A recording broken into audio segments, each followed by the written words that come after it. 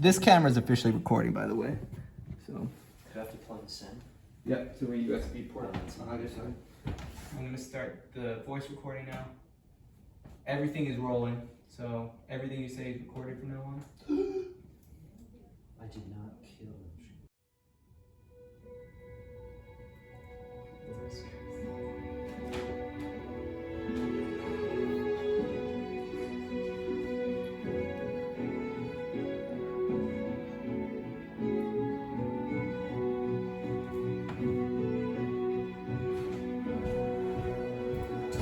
Ladies and gentlemen, welcome. You all know why we're here. Tonight, I'll be giving you the show of a lifetime. You already have, baby. Okay. You have seen the Kevin presentation. You have listened to me rant and rave social theory, and you even helped me develop cutting-edge models that have changed the way we view our world. But now it's time to prepare yourselves to embrace the next generation, a revolutionary new chapter in social theory.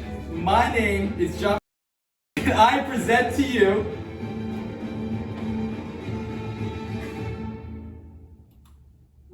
the I think I know how girls work presentation.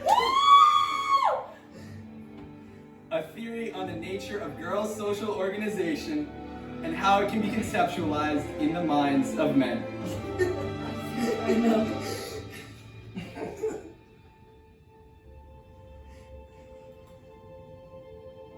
Kind of. More on that later.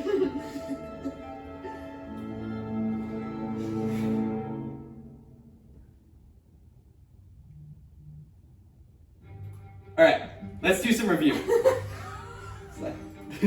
So, this, you all should remember, it's the male social hierarchy, remastered in a new graphic. We've got the alpha, the lieutenants, the enforcers, the grunts. Very structured, very linear. Clear person on top, clear people on bottom, okay? Girls, don't work this way. Get this out of your head. It's helpful, but not helpful for this, okay? Next slide. Before we really get into the presentation, I wanted to debunk a couple of misconceptions or like wrong ideas people have about how girls work. Firstly, the hotness theory. The idea that the most attractive woman is just automatically in charge, not true, doesn't pan out in reality. Boys and girls also have different conceptions of attractiveness, so it just does not work that way. The next one is the glue theory. Basically, that's the idea that like the person who knows the most people, talks to the most people, who's like the most quote-unquote popular, is always in charge, but that's not true. A lot of times, the people who talk to the most amount of people are actually desperate and kind of on the bottom. And the last one is the dirt theory. Just because you have gossip about people doesn't mean you control them inherently. We'll talk about the dimension of access later. Okay. And next, we just have a message for boy viewers of this presentation. It's for you, Marty. So, the first thing you need to understand about girls, as a man looking in, is that they are human, okay? But they aren't like you. They don't think like you, they don't act like you, and they don't care about the same things you do. They don't even go to the bathroom the same way you do. We're trying. But none of that means that they can't be understood or that they are any more or less than you. They are just different, and you will need to use empathy, imagination, and advanced socio-emotional reasoning to even begin to conceptualize the female mind. This may seem like an impossible task, and for many of you, it will be. But for you bold few who dare to dream, I invite you to join me on this enlightening and horrific intellectual journey. Yeah! Thank you. That was our introduction. Oh, okay. That will just pop up every time I need to take like a breath. There'll just be a cat on the TV. Wow! Thank The you. ring? Huh? Yeah. That's Are what I was those like, cats? I was like, is Yes, he they are. married? Oh, That's John, you look nice. so good. Thank you. Wait, everybody. Thank you. I thought you were married for a second. It's right here. This is my teaching stuff. Yeah, I know, that's what I was confused. Okay. Oh. All right, Marty. Slide. Part 1. Boys and girls. What's the difference? What? So, this is a picture of the brain. I hate biology and refuse to elaborate in any significant way. today, I just would like to clarify that I really am talking about the stereotypical boy and the stereotypical girl. For the people watching this on the internet in the future, some of the comedy of this presentation is as much in the irony of me giving the presentation about how girls work and critiquing social stereotypes as much as like the actual information in the presentation. That was mostly for the internet. All right, Marty, next slide. We're all girls. Nicholas is here. A gay man. That is fashion. Okay, this is probably the most important slide in the presentation. It's like foundational, so like if you have your notebook, I would tell you to copy this down. So what we have here are the value attributes. Those are the attributes that people have and they see in other people, and they sort of like rank them in their mind based on those attributes. We already talked about boys in the last presentation. Confidence, charisma, physical strength, and proficiency competence. Proficiency competence means like you're good at the thing the group has come together around. Boys usually make social groups around things that they do, like a sports team, a video game, right? So if you're good at that sport, or you're good at that video game, or if you're on, say like in a different environment, say like you're in an office environment and you're good at being professional, or if you're on a camping trip and you're good at doing like camping stuff and outdoorsmanship, or if you're hunting, you know, like it's pretty clear what boys do. And if you're good at that, that gives you more social standing, okay? Men immediately form very rigid social orders, right? We saw the triangle earlier. It's pretty clear who's on top, who's on bottom, and it's like understood by everyone in the group, okay? And the last thing is that these social groups are very competitive, even though most men don't understand what's happening. Like boys will just get angry at each other, they'll have challenges or whatever, but they won't like consciously understand the meta of it. Like they won't be like, oh, I just challenged the alpha and lost, which means I have to shut up. No, they just like try to outdo someone, fail, and then shut up because they're sad. And that's just how the social structure works. Now girls, the first two are the same. Confidence and charisma, everybody likes confidence and charisma, okay? But the next one is physical attractiveness, right? But this is actually more perceived physical attractiveness. What the girls think is the most popular girl in the group, or most attractive girl in the group. They sort of give value to that. And emotional responsiveness. And by emotional responsiveness, I mean like, how badly do you want to talk about your feelings with this person? Okay, because that's just a thing girls do a lot of the time. They talk about their feelings. They talk about what they're going through. And some girls really want to talk. Some girls you really want to tell them about your feelings because you know they're going to say something valuable or that you can trust them. And some girls you don't. Okay. Wait, why do you keep clicking the slides too early? So girls have a very fluid social order, meaning that it's constantly changing and evolving faster than boys. Like boys, they do challenge each other, they do compete, but like usually it's like they compete once and then it's settled. But with girls, it's constantly changing and evolving depending on the social situation. And now this one's pretty funny. Most women are actually convinced that they're playing a game and play to win. Like most girls will accidentally read into something that they shouldn't have read into, as opposed to most boys who won't catch a hint that they were supposed to have caught. Okay? All right, next slide. So this is a standard normal distribution of, that like graph in the background is obviously a standard normal distribution. But I just plotted all these little bubbles on it to show you the general distribution of value attributes in the population. So I talked about the value attributes before, right? Like all those different traits. Now, there are a few boys who have all of them. And then as you go down, there's a lot of boys who don't really have very many at all. So it lends itself to that sort of triangular formation where there's one boy at the top and a lot of boys at the bottom. But most girls are actually very socially competent and like decent looking and, you know, good at things. So they generally sort of plop in the middle. And there's only a few who really stand out. So that's what creates a lot of conflict, because it's not entirely clear like who's inherently the best. There's a lot of good, you know, decent, attractive people who are all talking to each other, all socializing, all just trying to make their way in the world. And it's not clear, you know, there's no clear standout in most social groups.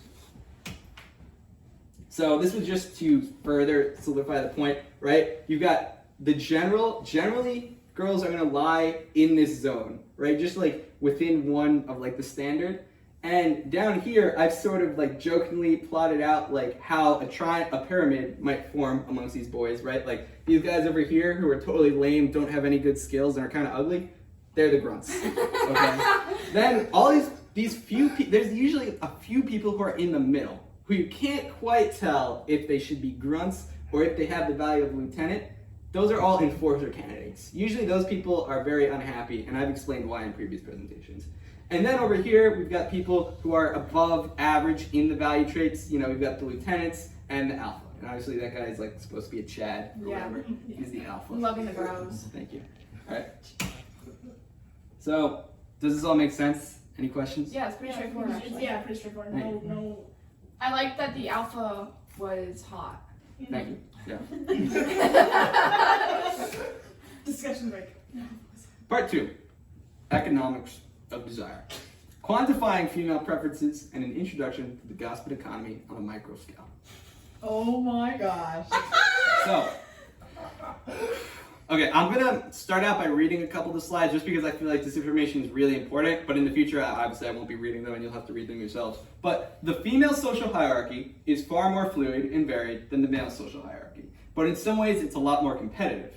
It's primarily built on the acquisition and security of two resources, time and information, okay? Remember that. I call these the access variables because they are a measure of how much access you give a person to your life, right? So think about your relationship with an individual girl, okay? You really want two things from the relationship. You want to spend time with that person, and you want to know what's going on in their life. Basically, you want to know their secrets, you want to know how they're feeling, you want that reciprocation of information, okay? And that's why I summarize these as access. That's how much a person's letting you into their life, essentially. So, girls, we're looking at time, information, summarize them as the access variables. So you can actually use a graph to pretty easily just, plot the points of the access variable. So on the x-axis, we've got time. I've got it measured in hours here. This is one thing I really struggled with for a while. I didn't know how to do the scaling. So this is on a 24-hour day. So this is like, how much time would you be willing to spend with that person in one day, okay? Now on the y-axis, we have information as a percentage. And that's like the percentage of the information about your life that you'd be willing to give them. So like, 100% information is like you tell them your life story and how you're feeling at like every moment of the day, and like whenever they ask, you just tell them all of your secrets. Okay, so like more reasonable, like most people, it's like 40%, somewhere in that zone for like how much you tell people about yourself. But only like even your super bestest friend might only be at like 70-80%. Okay, and now the line that we can draw across from the information axis to the time axis, I call it the friendship level, okay? And what that is the maximum, okay, so this is a maximum quantity of access an individual is comfortable giving to a certain person or group of people. And it's measured in different levels of time and information. So you might be willing to spend like, say, 12 hours of time with a person, but you don't really want to talk about your life, you don't want to talk about anything, okay? I would consider that equal to having like a very short conversation with them, but telling them, like catching up them a lot, on your life and telling them a lot of feeling stuff. So that's why I have a line, and these all are like theoretically equivalent points in friendship value. So we've got a consistent friendship level drawn from the information to the time axes, okay? And obviously, the x values are in hours, the y values are percent. So this would be 6 hours and 30% information. So, I graphed a bunch of example activities for like things you would do with the person if you had this friendship level. So you over here, this is a simple lunch, right? A lunch takes 1 hour and you spend the whole time talking. So you might spend like 20%. You might give them 20% of the information about your life. You just tell them how your day was, how you're feeling generally, stuff like that. Then you got things like soccer, which is way more time intensive, but you'll be doing less talking, less information sharing. And things like going to the park, having a nice dinner. And then like way over here, really, I probably could have even put this higher. I think like the absolute pinnacle activity of maximum time and maximum information for girls is the sleepover, which is why the sleepover takes an almost like a mythical quality to it. That's why boys like, you know, they always associate slumber parties with girls because it's this weird like super time and information intensive event that it's the pinnacle of this graph. Okay, so an intriguing and chaotic element that boys absolutely hate and despise, and it frustrates me to no end, is the element in female social networks. It's variations in preferences, right? Because we have this economy where girls want time and information, but some girls like time better, and some girls like information better. And it's really hard to figure that out. The Goss economy runs on the acquisition and security of time and information. So in macro Gossonomics, right, I'm trying to find a way to make this into a model that people can understand. So I summarized it as a 2D variable unit called the Goss bit. So like, at first, when I was building this presentation, I thought, okay, we can measure people's friendship levels in Goss bits, right? And you can just literally assign a number category, boom, we're done, easy peasy. But unfortunately, the Goss bit fails to capture the extremely frustrating tendency of most girls to have a specific set of preferences for the ratio of their access variables when they enter a relationship, platonic or romantic. Using microgossonomics, we can closely examine these preferences in relationships. That's a really loud cricket. Okay, so basically what I've done is to map out these preferences. I use indifference curves. This is an economics concept. But the indifference curve is basically just like a line on top of the graph that shows different points that a person finds to be of equivalent value, meaning that they are indifferent between the points. It'll make more sense when I show you the picture. But you can take a minute to read that, take it in.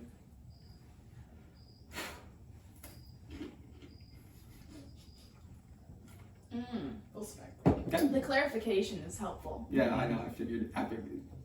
Could you please read it? Sure. The friendship level can be considered a measure of the maximum access an individual is willing to supply, okay? The preference map depicts patterns in someone else's demand for that access. So, Marty? The following is a series of examples that I drew out, just so that you all can take some time to understand. And while we're looking at them, see if you can summarize each map as a time or information preference, right? Whether that girl cares more about the time they spend together or more about like knowing what's going on in your life. Or you can try and predict problems that these preferences might cause in different relationships. So this is an example of a preference map. And I wrote over here, these different levels are different levels of satisfaction. So this right here is one indifference curve. It runs through these 3 points. So what that means is that a girl who wants to spend time with another girl, right? We'll call girl A is the person whose information and time we're looking at, and girl B is the person whose preferences these are, okay? So these are all combinations of time and information that girl A has and can give. These lines represent combinations of time and information that girl B is indifferent to. So what that means is girl B doesn't care, or the girl B is the same level of happy if they spend 2 hours together and share 40% of their information, or if they spend 8 hours together and only share 10% of their information, right? So that means girl B is just as happy doing either option. But she would be more happy if we went up here and we did any of the points on here or here, etc. You know what I mean? So these two graphs, right? What do you think this represents? Now I'm actually asking a question to the audience. Megan. Time.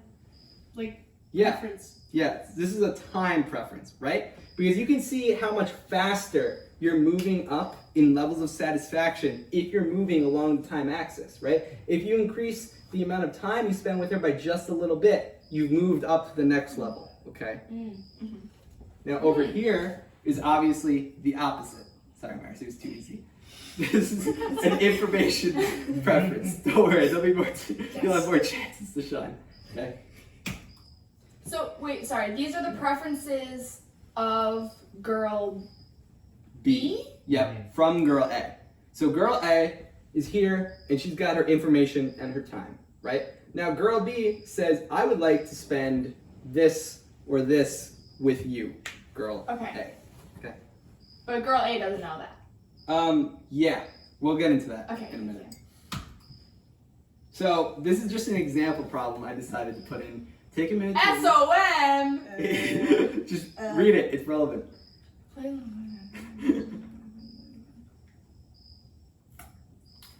So see if you can get that one. Son of a gun. Take a minute. I'm gonna drink water. Sherbet. Okay.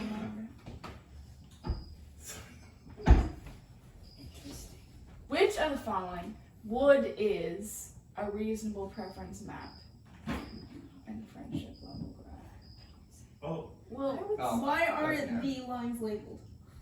I feel like. Do we need glasses for the audience?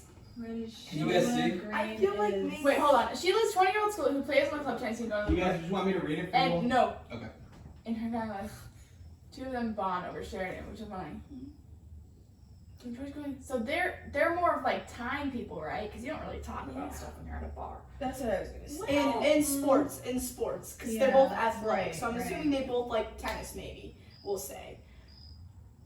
so the interest in So time, they like time. There's But a preference. A or B is what Wait, I'm go for I'm gonna go with A. Wait, no, they don't spend that much time together though. Yeah. Because she's just no, but like it's like how deep is the ideal curve type? You know what I mean? Like is that satisfaction? Like where are they at? Well, I would say they're closer to A than being closer Yeah. to B. Yeah, I would agree. I would agree. Because they're not. I mean, going to the bar with friends is a 4-hour excursion, not an 8-hour excursion. And also when you're playing tennis, I feel like you don't really even need that much information. You're No. just that one goes all the way up to 70%. And I'm also just like I'm it's not like sure. that That's a friendship shallow level type interest. thing. Yeah, that's a shallow Yeah, interest. It's that's not what I'm like, getting at. yeah. It's not like they both have divorced parents. Yeah, exactly. So I'm gonna go with A. A. Marty? There's- Yeah! Let's go! Ella, we're smart. Yep. You got a low friendship level and a Did you bring time stickers? preference. Is that? Did you bring stickers? Nope. Okay. Sorry, I didn't have a good prize for this one. Clearly, you don't understand girls.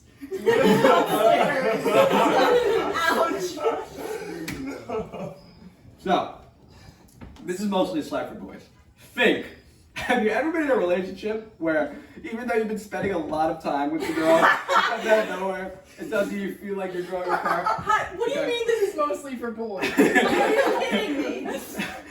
Have you ever been in a relationship where all the girl wants to do is tell you about her feelings? But when you start talking about your feelings, she just kind of shuts you down or doesn't seem like she's listening or like actually cares about how you feel. Wow, ouch. Wow.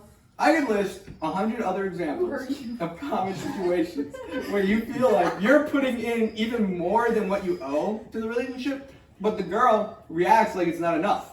This may simply be because you're missing her preferences, okay? So we talked about the time versus the info preference, right? Yeah. What if you've been spending so much time with her? You're basically constantly hanging out, constantly doing activities, but you don't talk a lot. Then the girl on her end might feel like your relationship is becoming shallow. Like you don't connect the way you used to. Even though you think everything's totally fine, because you're literally like ditching your friends just to go hang out with her and like make her feel good. And then she comes at you and tells you like it's not working. And you're like, what is happening? It's because of this. So that makes Facts. it so much like, wow, Yeah. that was So, good. hopefully you now understand preferences and access variables on a microgastronomic level. Here are some practical suggestions you can apply to your daily life, okay? Thank you. So when you meet a girl, try to gauge her preferences and communicate yours openly, right? Communication is key. Just make sure you go into relationships with a clear expectation of like what you owe to each other, okay? Next, test preference. Hey, no, Marty, go back. It's okay, Marty. We value your time. Thank you. That's my preference. Test. You can. So when you go into a relationship and you can't exactly just come out and say the standards, right? You can test someone's preferences by suggesting different activities defined by each of the variables, and you fine tune your activities to see which ones they like the best, right? So like, let's say you're talking to someone, and the girl, and you like suggest like, hey, do you want to just like go for a long walk? And then they're like, no, that's gay. And it's like, okay, then we'll go play sports. And they're like, yeah, heck yeah. And it's like, clearly that girl has a time preference. Like, you just want to play games together and do fun things. And then if you're like, hey, you want to play video games? And they're just like, no, well, actually, video games is a bad example. How about you say like, hey, just reverse. It's like, hey, you want to go play soccer? And they're like, yeah, okay. And you play soccer, and she seems kind of bummed out towards the end. Why don't you just take a minute, sit down on the side of the field, and just like, say you're taking a water break, but then you just talk. And you ask about her feelings, you start talking about deep stuff. Boom, easy. Just see, try to gauge how they react, okay? Lastly, recognize the limits that friendship levels impose and respect those limits, okay? So the friendship level, to the end. So the friendship level is, remember, our red line, right? The maximum time, maximum information. Don't, out of nowhere, suggest activities that would be way beyond the line that you have with that person, that red line. Okay, so if you remember the example from earlier, right? Low-level things are like going on a walk, having lunch together, going out to dinner. But then, like, if those are the normal things you do with the person, and it seems like everyone's comfortable with that level, and then all of a sudden, out of left field, you're like, "Yo, you want to come sleep over?" Obviously, that probably won't fly well. And if you end up doing it, even though they don't want to, that can seriously damage your relationship. And don't worry, I realize I haven't touched on hierarchy directly yet. We're gonna be getting to it soon. I think there's a discussion slide next, so. Oh yeah, this was just more examples. But all right, yeah, what's up, Al? So you wouldn't suggest going stargazing with a guy you just met? No, that'd be a very bad idea. Okay. Because it would suggest that the friendship level is way higher than it should be. Oh, gotcha. So- How about, how does this relate to love languages? And where does making out lie That's on not the what time? this presentation's about. That would be time out, I think. That's right. That's not zero information. That would be just 100% time. That would be like a zero That's a time or no, limit. that'd be. All right, Aaron's up. How do no? Wait, Actually, wait, the love sorry. languages. How does that relate? I'm gonna be honest, I don't know what you're talking So about. people's, it's like, what's your love language? Is what's your preference? Do you prefer gifts from people, talking to people, time with people, or Oh. do you value? So that's like Yeah, you the could love probably very languages. easily Yeah, just I feel like you could sort them out into time and Because information. like touch might be more like, you might be kind of like. This was originally just about like information. platonic No, but I was relationships, wondering- but no. it does apply. No, You I can think use I'm it. talking about love languages in platonic relationships, like as in gift giving, Oh. time, or like not information isn't one, but it's like acts of service for the other Yeah. person. What people okay, value. that's a good I one. think that could was also be smart. separated into that too. Yeah, definitely. All right, what was up, Aaron? Oh, have you taken into account that at least I feel like information is more willing to be shared when you spend more time with someone? No, that's true. That's how you level up the friendship line. Okay, so that is an outward shift or whatever. Yep, and now we're shifting the curve. Economics. One semester of tutoring, really. I'll give Megan a minute to come back before we go on to the next slide. But this is all about like perfecting the preferences. So like you've got the friendship level and you've got indifference curves, right? If you're a popular person who doesn't have a lot of time or isn't willing to share a lot of your information, the best thing you can do to maximize the amount you get or the amount of satisfaction that the other person has is to find the perfect point on the curve where their indifference curve is tangent to the friendship level, or the friendship level is tangent to the indifference curve, because that gives you the most efficient point where you can get the maximum amount of happiness while still staying within the boundaries that you want to stay within. So, yeah. What's up? Sorry. So person A has the red line and person B is the Yep. green? Yes. Oh, Okay. okay, that's what I was asking. Okay. So I Yeah. was thinking like you could overlap. Like, what if you did like an overlap of both Yeah. your But it's- preferences and you could see where they Yeah. are. Yeah. So your access or your gossip, so your access is the red line. So And that's then the you try maximum. So if you're person A, right, the red line is the maximum amount of access you want to give to that person. Specific Okay. person. And then the green lines are what that person favors, right? Mm-mm. And it's really what it is. It's just meant to linear, like obviously these aren't like actual things you've done. They're just meant to tracking like this will satisfy them this much, this will make them happier, this will make them happier, this will make them happier, right? That's what the indifference curves are all about, Okay. okay? And what I'm saying here is that if you were theoretically looking for the most efficient place where you get the maximum happiness at the friendship level that you're at, you gotta find out this point, okay? Well, their preferences could be above your maximum though. It could be, but the thing is to make them the happiest you can, find the one that's closest to the point. Okay. So these are how you do it mathematically.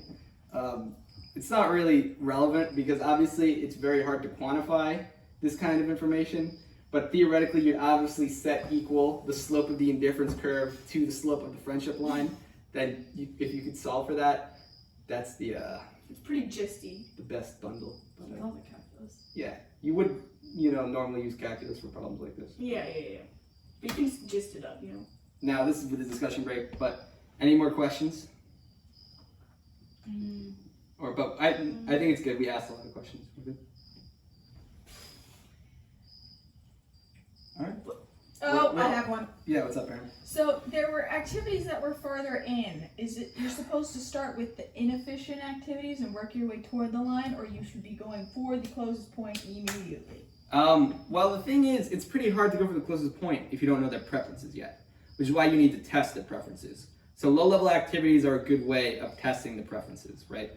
Okay. Small information commitments, small time commitments, and then you work your way up to the friendship level, okay, that you wanted to have with them. What's up, Aaron? So you're like building up a bunch of data, Yeah, exactly. like over time. So you have a bunch of these data to pinpoint like the most amount of hours. Yes. So like, okay, so you're basically a statistician in that case. In that. But you When know the that you calculator are. goes beep, beep, beep, beep, beep, yeah. Truncation. That's not what Truncation errors. This guy German. He's the Okay, first. so this is finally the I love part hierarchies. of the presentation. I know you do. This is the part where we're finally getting back to why we had to do all that mathematics. Okay, this is how girls kind of structure hierarchy. So recall traits of value, right? All the value attributes, right? So a person who has a lot of value attributes, they create desire to have access to that person. Basically, demand for their gossipets. So if you're attractive, have good emotional communication, are charismatic and confident, people want to be your friend, okay? The supply of gossipets is determined by how much time and information an individual is willing to give to others. Basically, you can think of it as their aggregate friendship level, okay? How much time out of their life are they willing to spend socializing or with other people, okay? The point where supply and aggregate demand intersect, right? Aggregate demand would be how many other people want your time, okay? And supply would be the amount of time you're willing to give, okay? So the point where supply and aggregate demand intersect creates a kind of social price for access to a person. Basically, how much they need to like you for them to give you access to their lives, right? This is simple economics, like the supply and demand graph, right? You've got the supply and demand graph, where that point meets, that's sort of the price. That's how much the person who's giving, person A, has to like you to give you the access that you're looking for. So I just had this over here to remember like the meet value your attributes. preferences. Yeah. It'll be more clear in the next slide. Oh, okay.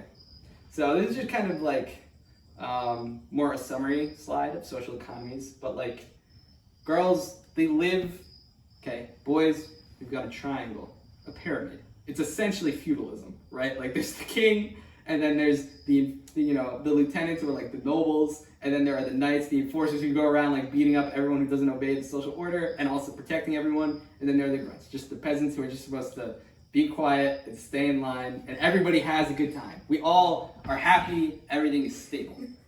Girls,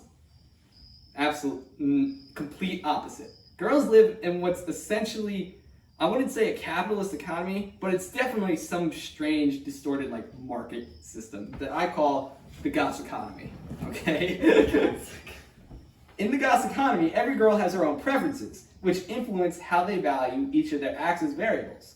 Every girl also has her own value traits, which helps determine aggregate demand for her Gauss bits. So, basically what I just described, right? Every girl has a certain levels of the value traits, then other girls want those, to be friends with them, okay? And it creates this system of exchange and fluctuating prices, and you can use a lot of economics language to describe things like popularity. So, and now here I'm kind of continuing the metaphor or analogy or whatever. Radical shifts in supply and demand, often caused by conflicts that arise over miscommunications of preferences. So like a radical shift in supply would be like, you used to spend a lot of your time going out and doing things with people, but then all of a sudden you got really busy with school and you stopped doing a lot of that and you focused on yourself. And then that causes everyone who used to spend time with you, every single person sees the pie shrinking of the amount they're able to socialize with you. And it creates a lot of competition and panic, right? Or, the opposite, a supply and demand, or a shift in demand. Let's say like, it's like middle school and like you have really bad acne and you're just unpopular and awkward. But then for some reason, like over the summer, you just become like, it just goes away. You learn to have confidence in yourself. You grow a lot as a person. You come back, you're super attractive and confident, and all of a sudden everybody wants to be your friend, right? That would be a radical shift up in demand. And it would put you in a lot of social situations that you weren't emotionally prepared for because you weren't used to people like all of a sudden wanting to like talk to you and do things with you and like wanting your time. And it would be a pretty scary experience. So radical shifts in supply and demand, often caused by conflicts which arise over miscommunications of preferences, can shock the market, creating things like trade wars, recessions, booms, busts, and essentially it's drama.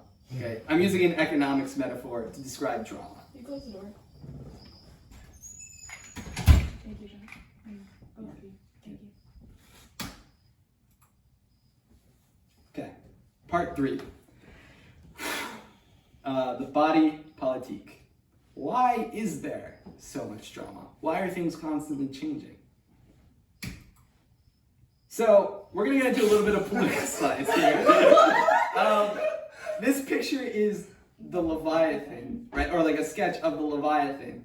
And it calls back to the Hobbesian state of nature. Now, how many of you guys are actually familiar with Thomas Hobbes, the political philosopher? A little bit. A little bit? Okay, that's good. No. That's good. Basically, all you really need to know for the purpose of this presentation is this idea of the state of nature and how order and chaos works in hierarchies, okay? So, if you're familiar with the philosophies of Thomas Hobbes and John Locke and their theories on the state of nature, you'll very quickly realize how, like, the slides I'm about to show you are kind of inspired by their theories. I would have liked to discuss them more at length, but the presentation is already way too long. So please take a cursory glance at which I have lazily pasted onto the next slide. So I'm gonna go take my jacket off. You can have a look-see. You don't actually need to know most of this stuff, but it's good background information and will help you get the next part of the presentation a lot easier. But really, all you need to know is this, okay? There's a debate about the state of nature. How does mankind act without a government to like enforce things or just a central power to enforce things, right? How do people treat each other? Are there still rights and morality, okay? And this is very integral to hierarchy, so feel free to have a look at those while I take a drink of water. I can't see it. Okay. Ready? So, girls and boys in the body politic. Boys, they live in a social structure that I've now summarized as the alpha state. The Leviathan rules. Just be careful when you get the mouse on the screen a little bit. So, the Leviathan rules. He enforces social order and sets moral guidelines. And the Leviathan, obviously I mean the alpha, right? Guarantees rights. If he's like a decent person with a good moral standing, he'll make sure everyone gets treated within certain boundaries, of goodness. But also if he's an asshole, that he might not guarantee rights. But he's the one who theoretically should be guaranteeing everyone's rights. Okay? Boys live in a strict social pyramid. The alpha is the sovereign. and everyone's place is clear. When there's conflict, it usually resolves itself and quickly and manifests in some kind of personal challenge, physical or proficiency based. Touching. Want to go back? It's going rogue. Okay. So, obviously physical, like, they could just, physical doesn't mean it has to be like it doesn't mean it has to be like, be careful not to click these. These can move in slides too. That red button on the side. But, okay. Physical does not actually mean a fight, okay? It could mean like the two guys side each other up and then one of them immediately like loses confidence, right? And it's just like the depth of the voice, like it's all the little things. It's all the little things. And obviously the personal challenge, proficiency based, yeah. Could it be like a handshake It where could the be- other it guy could- like puts it his could hand be- on I his just shoulder? did that to Yes. It Yeah, could be but like she's a like handshake. this. Yeah. So now I feel so And proficiency based would be you guys do a thing and he clearly like kicks your ass at the thing. Okay? embarrassing.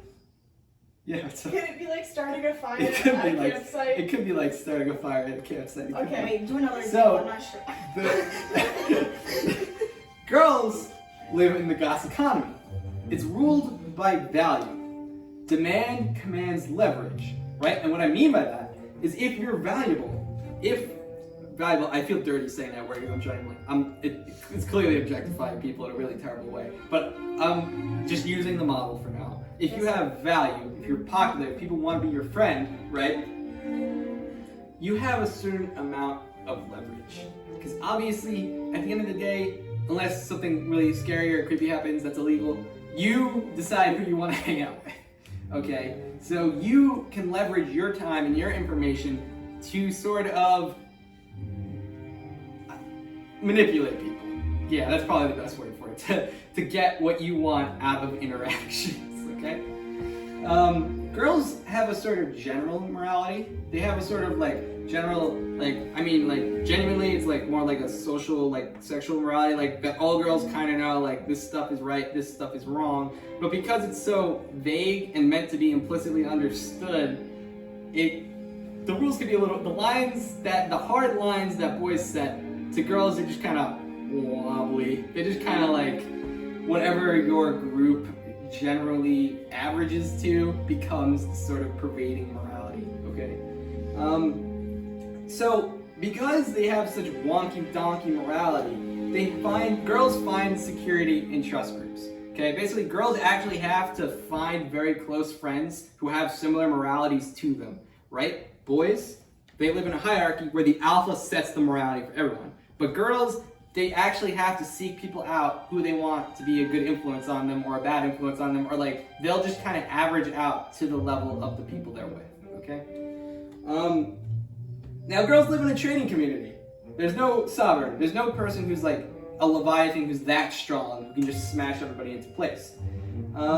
This results in sort of constant competition, right? Nothing's set in stone. You can decide to hang out with someone today and then decide to just boycott them tomorrow. And then these constant changes and market shifts create drama, all right?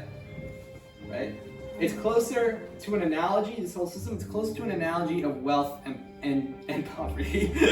Basically, there's some girls who are super rich, who are super popular, have tons of friends, and get to do whatever they want with people, because whenever they ask someone to hang out, they always say yes. And then there are girls who struggle to like squeeze into another girl's schedule, who like always like radically change their schedule when they find an opportunity to hang out with someone. That would be considered more like poverty. But obviously, it's not strict levels like boys. It's just a sliding scale, and you can land anywhere in between, and your wealth will fluctuate, depending on what's going on in your friend group.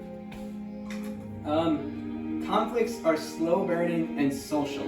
And what I mean by that is in contrast to the male groups, where it's like very clear if someone's stepping out of line, there's immediately a challenge, immediately resolved.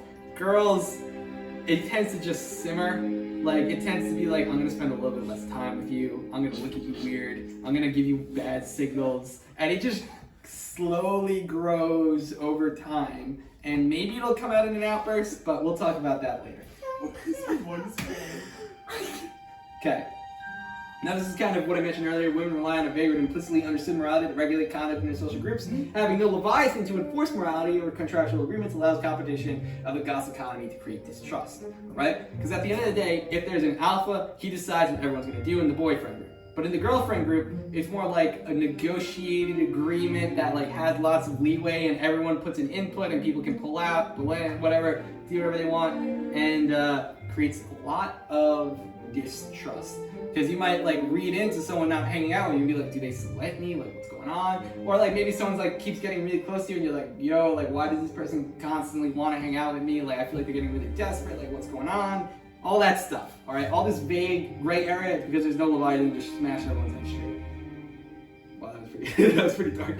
Girls desire access to each other's lives, and they stress out a lot when unknown variables are affecting their access to others. Many are easily moved to jealousy when they see others receiving the access they desire or feel owed. Unlike in the alpha state, where deviation is corrected by force, girls can kick up basically as much drama as they want. Because no one can like literally punch them in the face. Girls just don't, unless things get really out of hand. But ironically enough, the biggest check on drama is the desire of the individual not to lose access.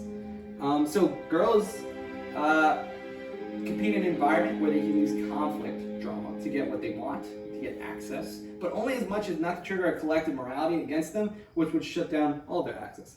Basically, girls can be really bitchy and critical of each other and make people feel bad, but then they don't get like smacked in the face, right? So it allows them to sort of like push the boundary and just be really annoying, but everyone includes them anyway for some reason, and it sucks. Okay? And the only limit on that, the only line they can't cross is the line when literally every single person turns against them. That's the line they can't cross. Because if they cross that line, then everyone can collectively agree to shut down access, and they'll get nothing that they want. So, if you're the bitchy girl, the key is to cause a middle amount of drama, right? Not too much, because then you'll get shut down, but not too little, because then you'll never get what you want.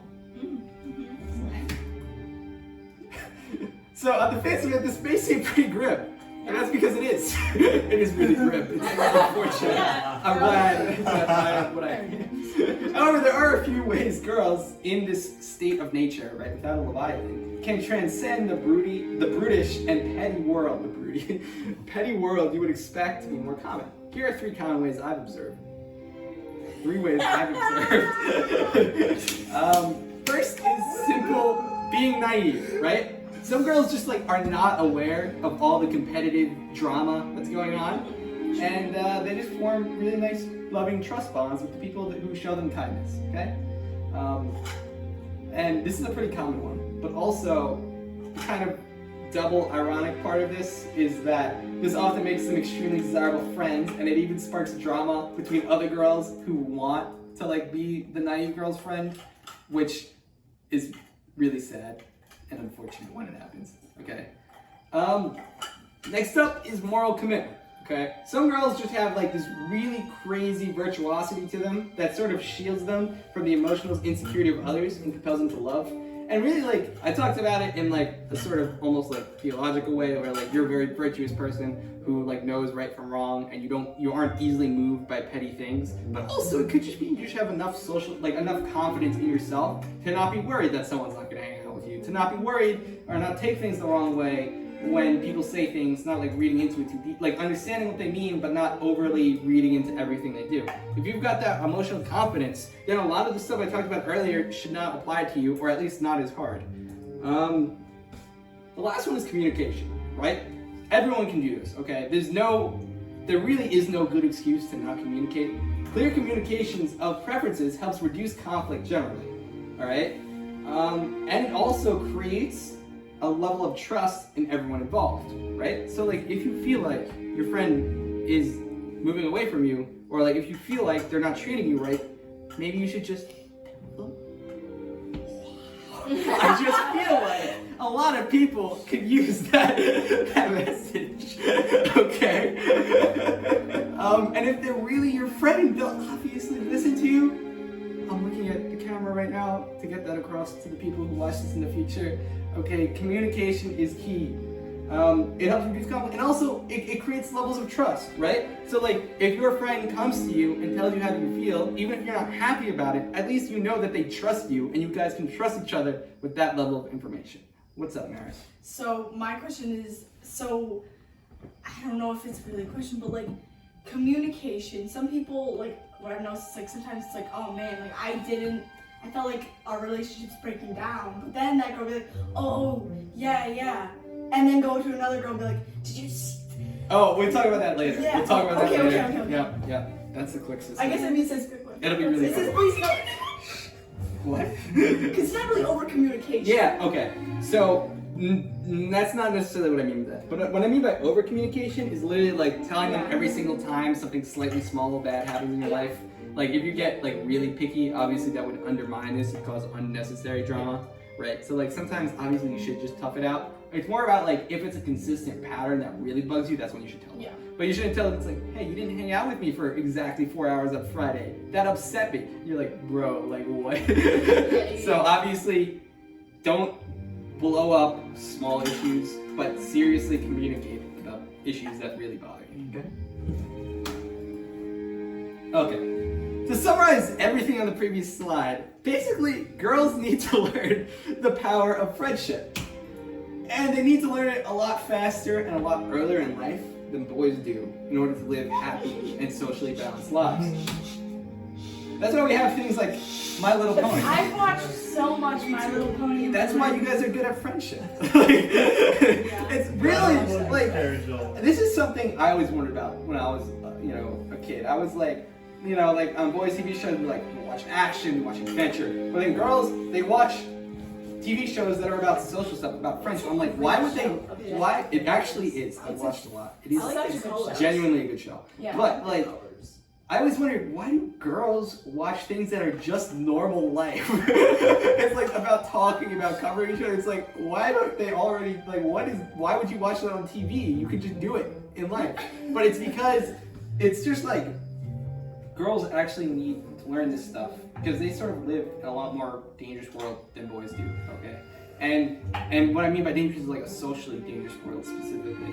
So it's important that you learn to trust people, that you learn what's right and what's wrong really early on. Yeah, what's up? Do you have the sticker book? I do not. I'm sorry. I know. I'm Max. I apologize for the lack of stickers. Okay. Okay. Now it's time for a controversial statement. I don't know if you guys will find it that controversial, but I know a lot of boys would at least. So, girls are just better at friendship than guys. Nicholas was the first person to talk. But that is a fact, though. Like, It is true, actually. why do men suck? Wait for the next controversial statement. From a micro social perspective. There you 'Cause go. if you were taking it on a macro perspective, boys would probably be better at like not getting mad or like not like descending into mindless drama, right?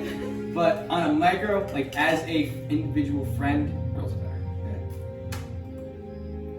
So this is the explanation. So big if you become true friends with a girl, she'll actually value your friendship itself and seek to emotionally protect and grow the bond. Boys, they make for much more predictable and reliable friends, but they don't think too much about the meta stuff, like the friendship itself. Like, for example, like, a girl who's your friend would probably do a thing like, if you haven't talked in a while, text you be like, hey, how's it going? How are you feeling? Sorry we haven't hung out in a while. But then boys just won't do that. They just they won't think, and it's not because they aren't friends with you, it's because they just won't be thinking like that, okay? Girls actually care about sort of like how they'll communicate how they're prioritizing you in their life, or like that they care about the emotional things going on in your life. And boys, it's just like, all right, every Friday night we get together, we play Halo, like nobody asks any tough questions, and we just have a good time, right? Sorry. Oh, Moby Dick. Just read. This is what you were getting at earlier with people talking too much about things they shouldn't be talking about. Unless, do you guys want me to read it aloud? Yes. Save you guys effort. Okay. Girls usually do end up forming strong social bonds with a select group of their peers. However, there often forms a kind of in-group, out-group mentality in regards to who they trust with gossip, creating a situation where a group of girls will exchange social information but are distrustful and even manipulative of everyone else, including individuals in their network who are nominally their friends. We will call these gossipy networks cliques. To continue the metaphor of the gossip economy, cliques are essentially information cartels. Okay, so you'll have like a friend group, right? But then there'll be inside of that friend group a pattern of information sharing between certain girls that we call a clique. It's not wholly unique to girls, but their conception of trust worth differs from boys in a key way, or in an interesting way at least. Boys, this isn't always true, but I decided to include it anyway because it helps conceptually like differentiate boys and girls. Boys tend to have a more general conception of public honor, where like general consensus views certain guys as honorable and trustworthy, or the opposite. Okay, so everyone's kind of like, yeah, no, he's a good guy, we trust him. Like, you know, like someone will introduce you to their friend, and like this is the first time you're meeting. It's like, yeah, no, this is my boy Dan. He's like the best guy ever. You can trust him, total bro. Everything's good. And then you'll just kind of accept that. Girls, it's a lot different. Individual girls tend to have unique, private views on who is trustworthy and who is not. And I mean that, like, I included both words because it's unique, because like they have their own view and they keep it secret, okay? It's private to them. On who is trustworthy and who is not. Sometimes it's determined by previous interactions. It could be news about the person's your general morality compared to their general morality, or personal preference. But whatever the case, it's important to consider that the trust ratings girls give each other in relationships. We could quantify this using the information intercept of the graph we had earlier, the information intercept of your friendship level with that person. That's essentially what it represents. But on a macro scale, I'm gonna need to like summarize a little bit. So I use this thing called a trust rating.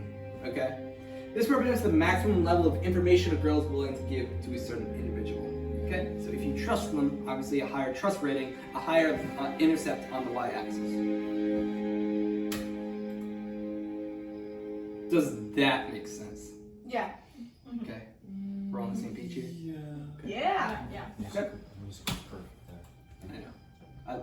We left the ambient track on and it's really killing it. So, the clique system tends to manifest in similar patterns to friend groups, though a friend group and a clique are not the same thing. We remember friend groups from the previous presentation? The trio, the 5-man band? Yes. Right, patterns? Okay. Cliques are not that.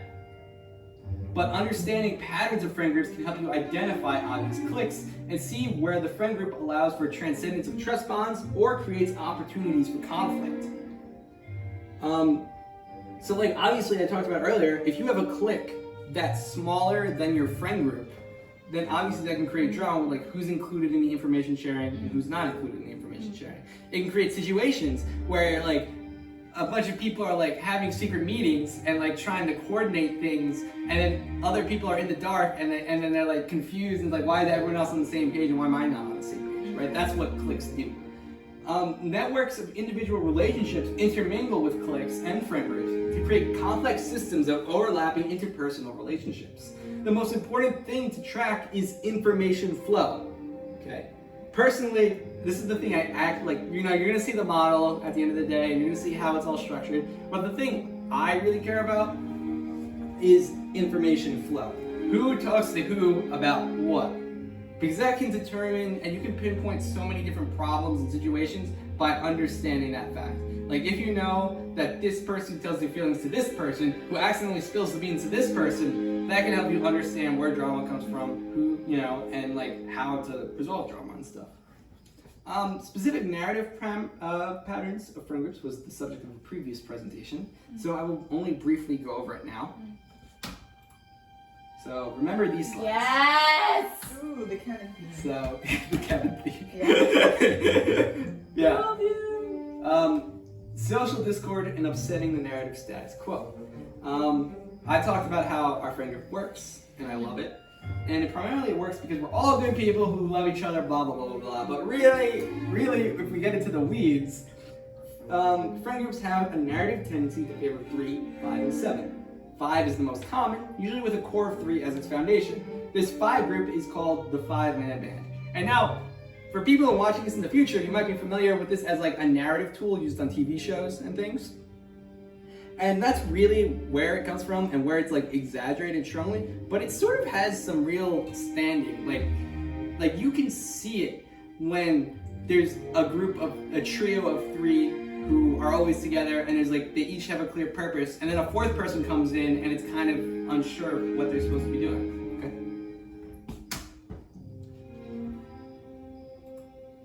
Right? In the five-man band, people can form into different roles. The core three are the leader, the lancer. The lancer is the person who's like, not necessarily second head, but usually are. They just have a banter with the leader. Questions, the decisions. It could be like a comedy thing, it could be a romance thing, it could be any sort of special connection and relationship with them. And then there's the heart, who's the person who everybody loves and protects. Oh my god. And then there's the two guys, the smart guy or the specialist, and the big guy or the comedic relief. Okay? You're the specialist. Special effects. So the first three listed no. make up the core, but the last two are more expendable. The smart guy, the specialist, you can basically change them out for different people so they're in a more vulnerable position.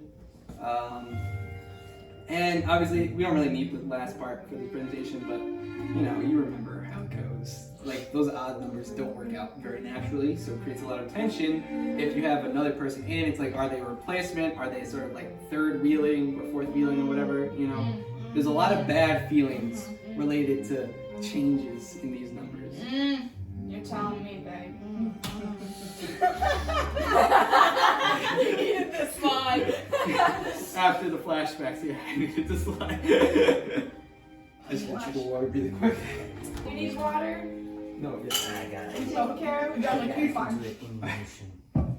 Why do you not have the... You don't even know what went into this presentation, you guys. It's incredible. It's really good on. Okay, What is song? the state of nature. Oh, okay. Yeah, I know. That's how my I was like, who just had philosophy philosophy professor. So, and that... Wow. That abbreviation always confused me. Hopefully you now understand the basics of group organization and trust networks in the ever-changing world of the GOS economy. Here are some practical suggestions to applying the theory in your daily life. Understand that you need to give people reasons to trust you if you want access to their lives.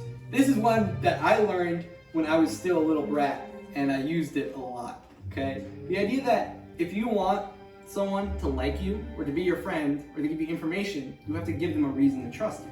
So that reason could be a good reason, like you open up to them, you help them, you do something for them, or it could be a fake reason, like you give them information that's technically a secret but doesn't really matter to you, so that way they'll open up to you, right? All that kind of stuff. Whoa. It's about giving people reasons to trust you, okay?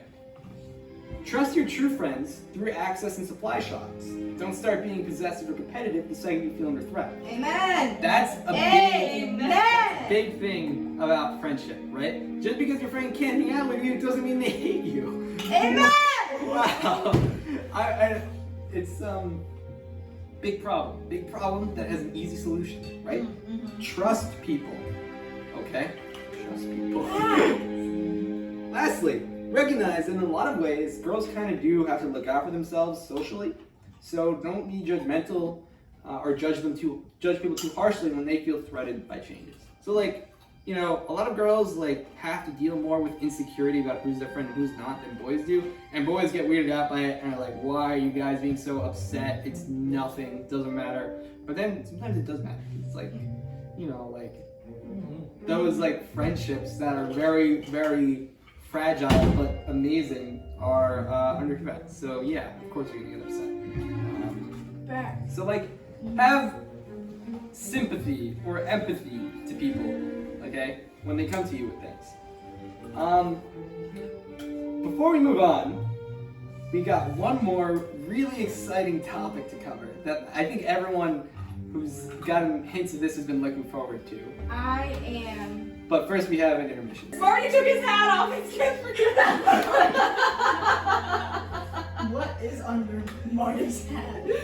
Should be the next presentation. Alright, That's all the part. you ready, buddy? Yes, sir. Let's do this. Sorry, I am 12.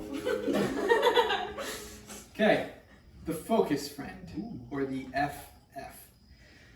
Friggin' Girls don't have a hierarchy in the sense of a certain girl is in command of the other girls. It's running, right? Camera? Yeah, I was making sure she wasn't sitting in front of it. Yeah, that's all good. However, you can rank them in terms of how much access they receive and how much access to them is valued. Okay? So let's focus on that second measure for now. How much their access to their life is valued by other people. Recall the value attributes, right? Remember confidence, charisma, attractiveness, and emotional responsiveness. Girls with these attributes attract others who want access. Typically, this translates to high demand, though in rare cases it can backfire. Like, if you're so ridiculously attractive and confident, people don't want to hang out with you because it makes them feel bad about themselves. But this is not usually interesting. The girl who is the most in demand, okay, according to this metaphor, is the focus friend. The bottom line is that everyone wants to be friends forever with the focus friends. friends forever. They want to, yes, thank you, Marty. Slide. BF to the front. Please, thank you. I'm glad you guys got the point. Friends forever, the focus friend.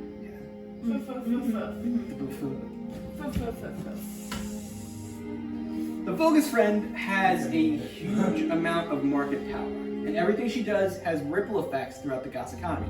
That's why the focus friend is the closest thing girls have to an alpha, okay? Slight changes in supply of the FF goss bit, the focus friend's time and information, will change the activities and competitiveness of everyone around the FF. The interesting thing about goss bits is that they can be exchanged secondhand, so people who can't get direct access to the FF typically desire goss bits from those who do have direct access.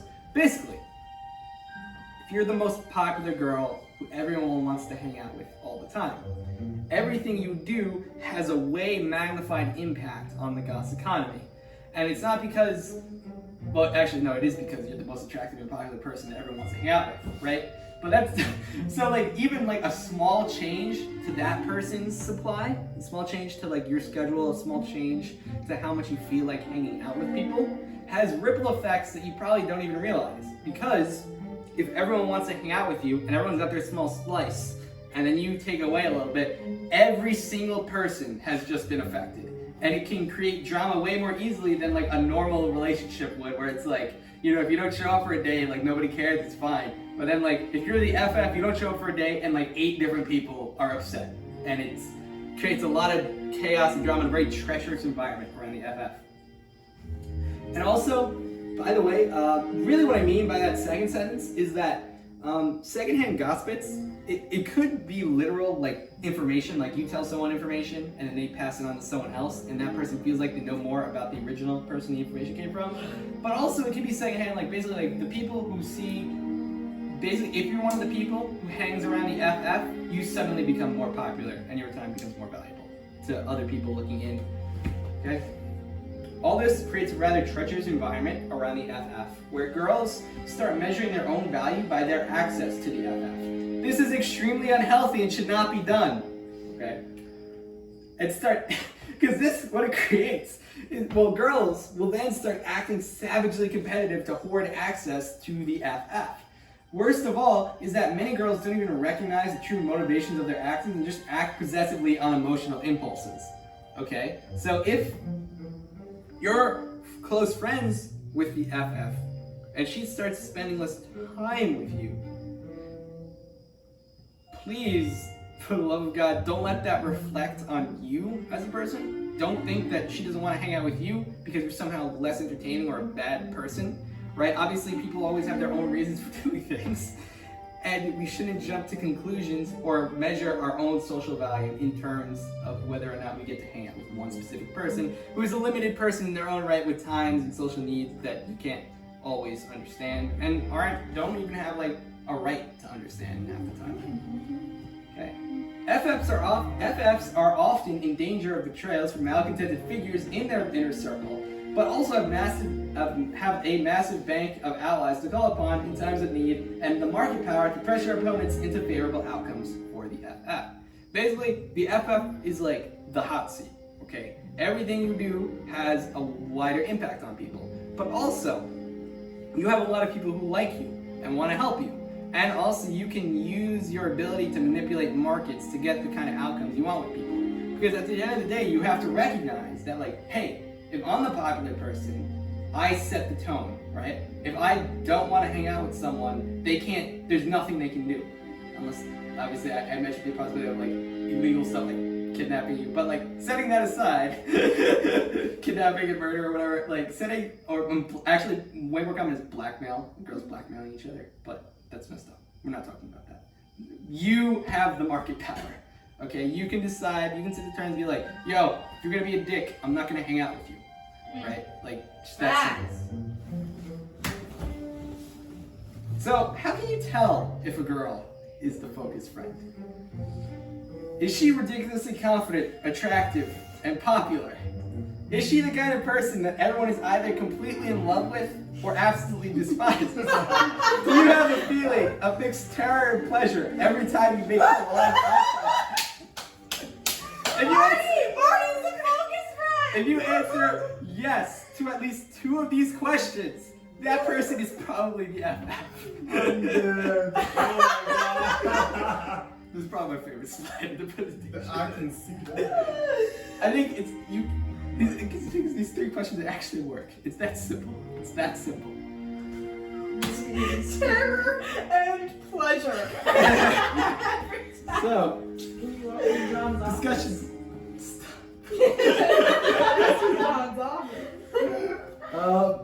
Any questions on focus friends?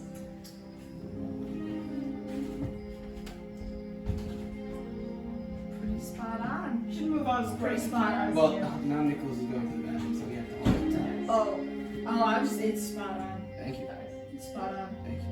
I'm thinking a lot back to high school for me. I'm going through my high school years and just.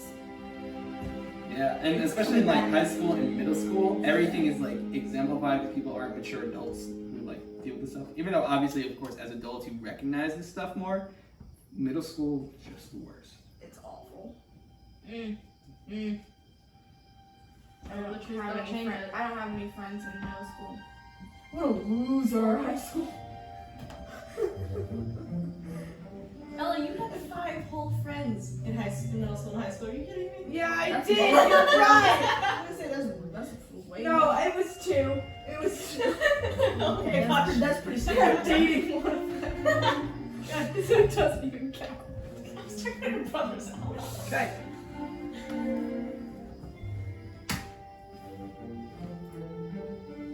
Part 4. We have finally reached our actual model to show Model you for us. how.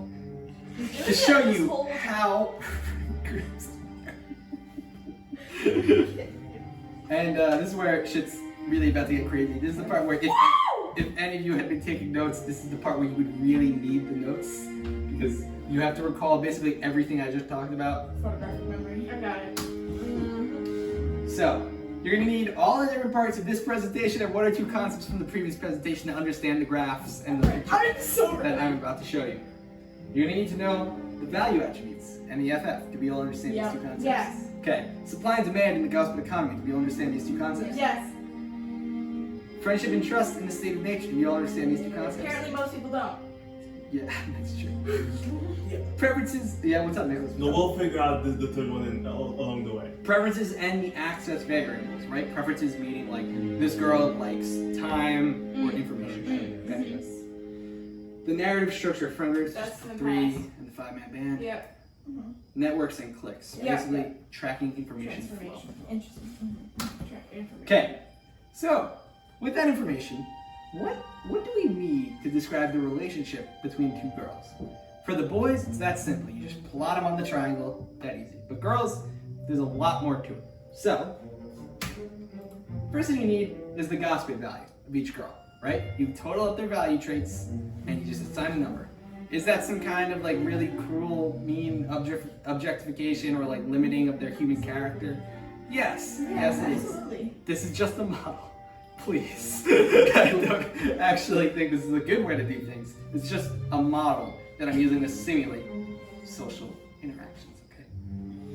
We love you, John. Thank you. And that's obviously derived from the supply and aggregate demand, okay? The supply meaning the amount of time and the information you put out, aggregate demand being how badly people want it. Next is friendship level and the preferences of each girl, right? So we have each girl's red line, like the maximum amount they'd be willing to do with each other, and the preferences. So this girl wants time, this girl wants time, this girl wants information, this girl wants time. We need to note that somehow. So I simplified the system to they either have a time, information, or balance preference, right? Which makes sense, right? They're either favoring the x-axis, the y-axis, or they're straight down the middle. I'm sorry, and I forgot to mention, I am going to simplify the friendship level, the red line, to a 1 out of 5 score. Okay. Why do I use the 1 out of 5 score? Because I just came up with it at like 2 in the morning, and I didn't really think it through. I really should have used a number like 24, and that way you can track hours or something. But for now, just a relative 1 is like you just met the person, 5, and also a theoretical 0 would be you hate them and don't want to spend any time with them. And then 5 would be you love them and you would spend 24 hours with them if you could. And then trust level is just going to be just what I mentioned earlier. It's the information intercept on the y-axis. So this is how you would describe the relationship between 2 girls using my model. Okay. We have here is girl A, girl B. This arrow represents, these numbers here are the gospel value of each girl, right? The 95 and the 75. And that is derived from a sort of supply of access and an aggregate demand for access. So each of these girls has that, and it creates this number. Next, these percentages in the dark green are the trust ratings, okay? This girl would give this girl 80% information. This girl would give this girl 90% information. So these are probably best friends, right? Because it's very high. Yeah. They both have a 5, meaning maximum they love each other, want to spend all their time together, okay? And this represents the preferences. Time preference, time preference. So these are probably best friends who both just like spending time together, okay? And they're both very highly valued people. A 95 is ridiculous, and a 75 is still very high, okay? So that's just blown up. They look cute. That's how each of them Friendship! are So valued. I'm not smiling. Are we gonna get to that? She has problems of her own, but she's getting over So this is a classic trio. Right now I'm following a friend group narrative structure, and each person has their relationships to each other. Should be simple enough, right? So wait, hold on. And the FF. So the focus friend doesn't necessarily gain their value from not sharing things. That has nothing to do with their value. So that is determined, Marty, go back to actually otherwise.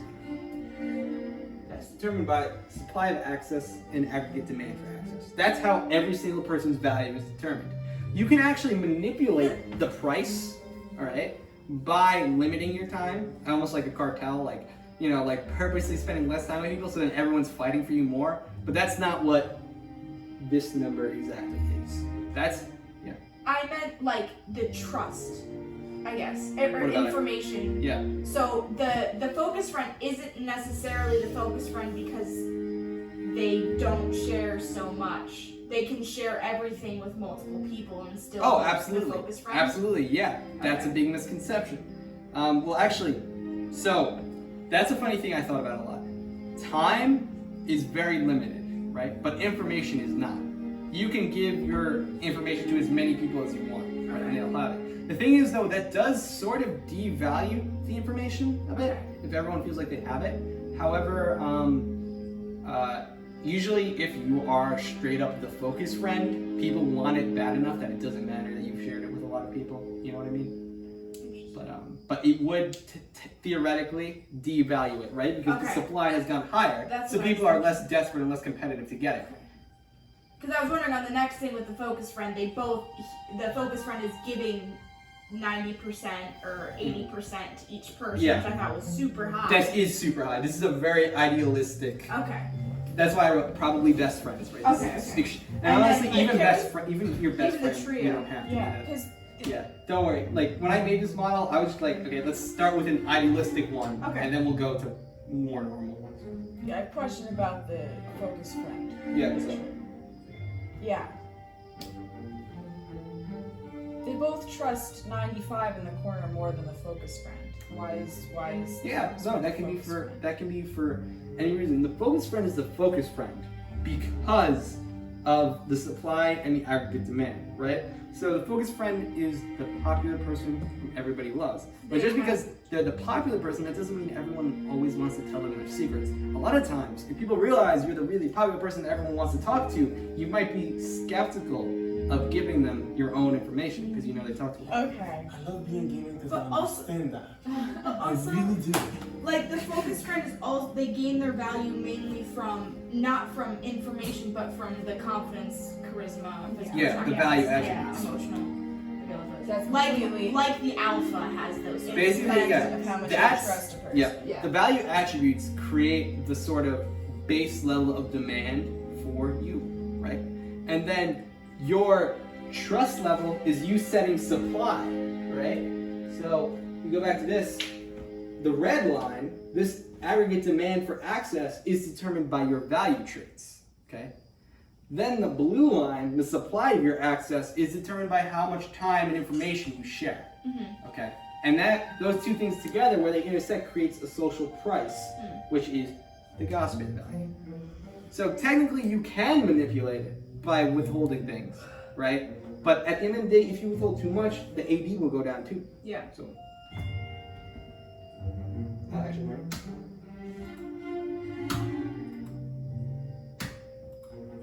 So this is a 5-man band.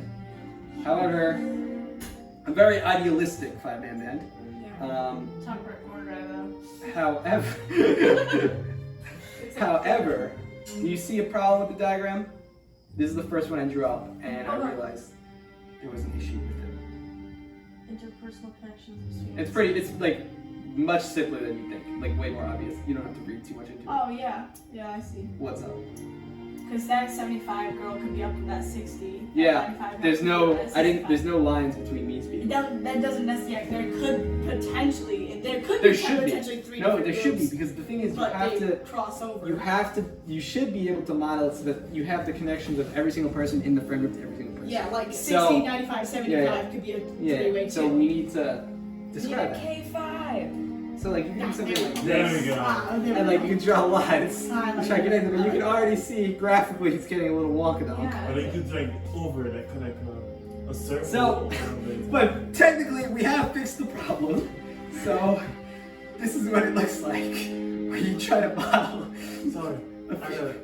So you could do it like as like a circle, like they go around the entire thing. You're gonna have to have a crossing actually. Okay. Okay. Here it goes.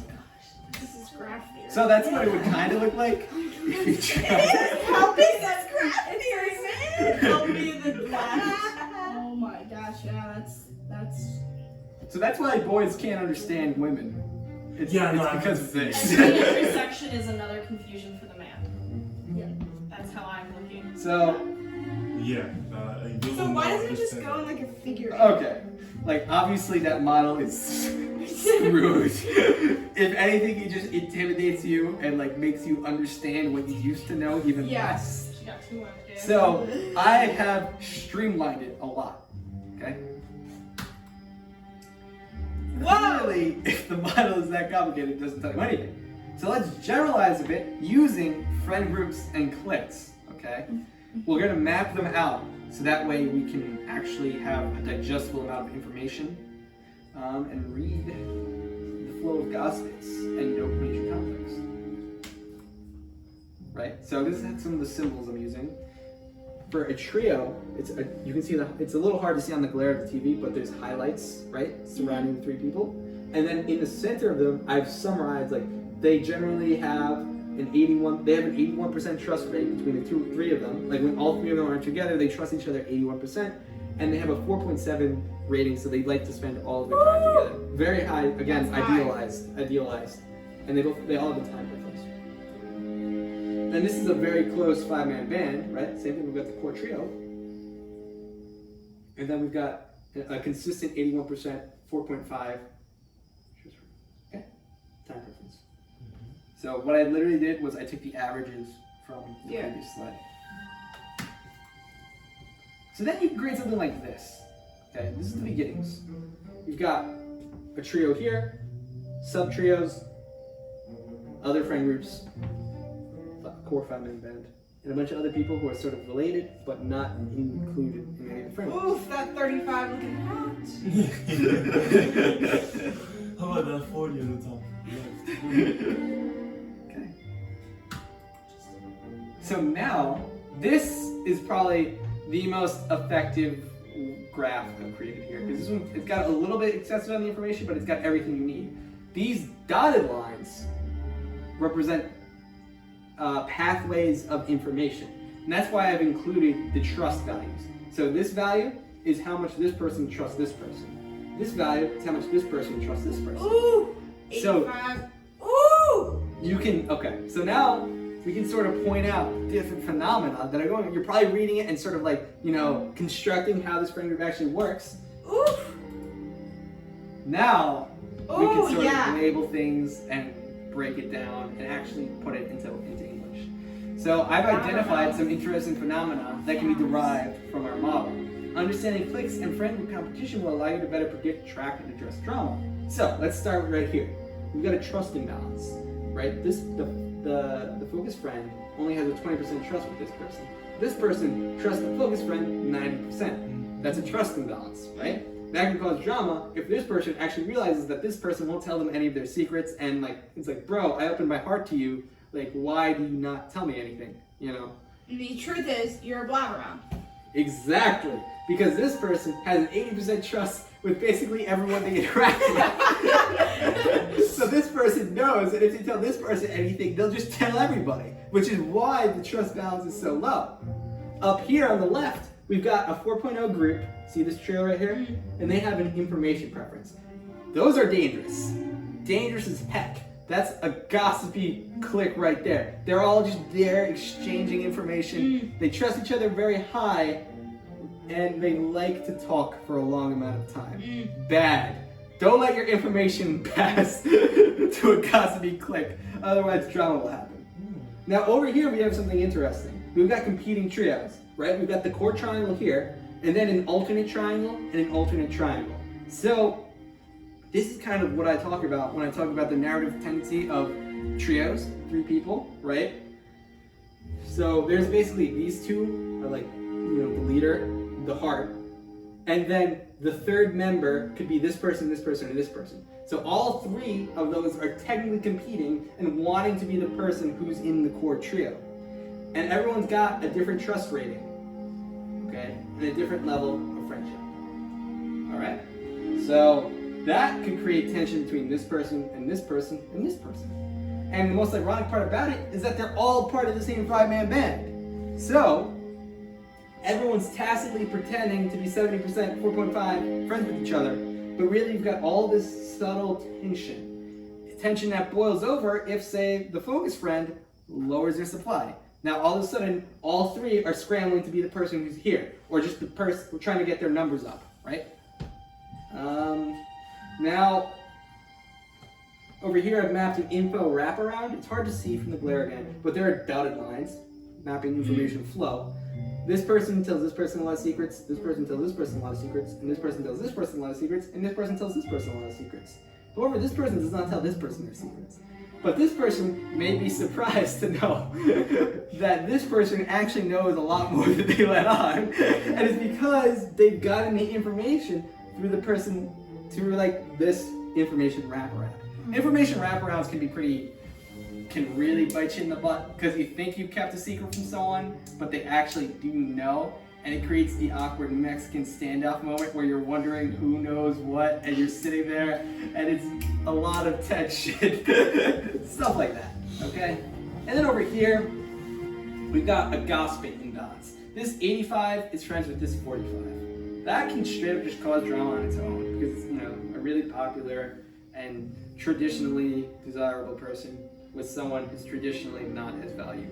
And it can be really upsetting, obviously, if you feel less popular than your friend, you're constantly with them, and in a way that's really unhealthy and bad for everybody.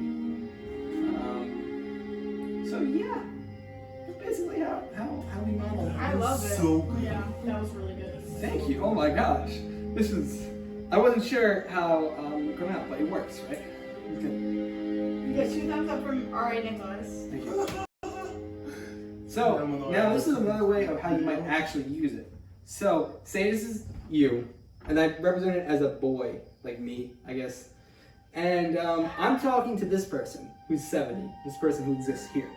So, obviously, I'm not going to be thinking about all 80 million complex things going on, but I will think about these.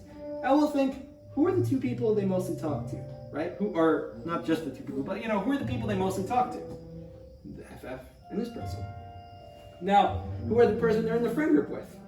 This trio and this 5-man band. Now, I know that this person tells this person basically everything. So if I'm talking to Hugh, if I'm talking to Hugh, I know that Hugh is going to tell the FF whatever I'm about to say. And I know that this person also talks a lot to this person, who kind of talks to this person, who definitely talks to this person. Right? Like I talked about being obsessed with information flow. So now I can be where it's like, I would trust you with this information. I really would. But I know that they talk to that person. And I'm not particularly, upset about if this person gets the information. But if this person gets the information, or this person gets the information, that's bad for me. And I know you talk to him, who talks to him, who talks to her. And that's that might be a reason I wouldn't say a thing. Or it could be the opposite. I could I really want to get the message to this person, but I know they won't trust it coming straight from me. So I'll tell someone they trust, and then that person will tell them that. You know what I mean? That's true. Yeah. Makes sense. Yeah, Yes. no questions. Yes? The question is, how you said the drama between the really popular, the 85 and that 45. Yeah. And so you said It that's doesn't a have to be problem. though, but it could be. So yeah, I there's definitely those exist. Mhm. How would you say to solve that? Or do you say those are just So you should not be in friendships like a that? general no, definitely no. Yeah. No, like you should still be friends. Yeah, exactly. Yeah. It's just my general rule to solve these situations is trusting people and communication. But also it could be your own insecurities, which are basically stuff you have to resolve on your own. Like there's no magic solution. You just have to have confidence in yourself, be who you are, and all that magic stuff. Like it's true. Not be affected that Yeah. person's more popular than you. And also because this whole conception of popularity and value is just it's socially constructed essentially. It's just everyone looking at you and judging you, and it's like that doesn't. What other people look at you and say about you and judge you doesn't define who you are. It's that simple. I like that. That's good. Some concluding notes. If we had more time, I could spend all day going through more specific scenarios, identifying different phenomena. However, the point of this presentation is to make you better at navigating the complex world of girls. As long as you pay attention to gossip value, friendship groups, and information networks, you'll already be way better off than the general population. Here are some critical concepts. Girls are looking for access with their own unique preferences. Girls live in a competitive gossip economy. Girls form complex social groups based on varying levels of trust and information exchange. Now, boys in the audience, I know what you're thinking. This camera. John? Will any of this information help me get a girlfriend? I really, really want one. The answer? No. Not at all. What is it? Really? Yeah, really. This is not a joke. What about micro gossip? No. No, it won't help you at all. Not even a little. If anything, you are now worse off. Because when you interact with women, you'll see this stuff going on and realize how batshit crazy people are. It's crazy. It blows my mind that people actually think about these things, care about these things, and it's all subconscious, right? But it creates so much drama that's real, and people don't understand where it's coming from or why it's going on. It just boggles my mind. It makes me go crazy and really upsets me on a deep emotional level. So I would just say reject this madness and turn to Christ. It's just it's the only way, folks. It's the only way. It's the only way. Amen. You can't escape it. You just gotta do the right thing wherever you can, be a good person, and pray for the providential intercession of our almighty and merciful God. It's just the only way out of this. It's the only way. I hope you all enjoyed. This presentation would not have been possible without the motivation, encouragement, and experience given to me by my friends, boys and girls alike. Thank you. Please go into the world a little wiser and use this information to solve problems and help people. Knowledge is power. Use it for good.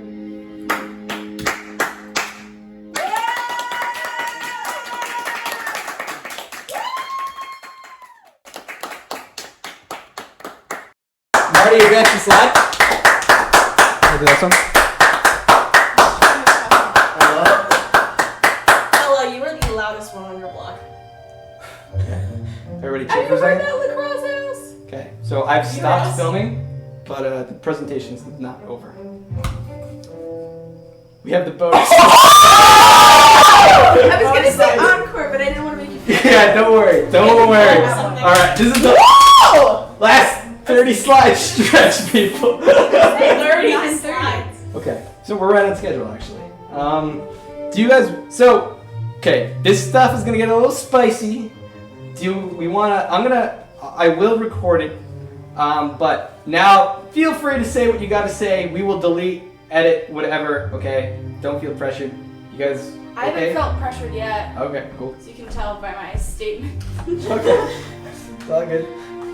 Then we are. I kind of wish I captured that moment. Yeah, I of missed flipping it. the I slide, literally turned my head.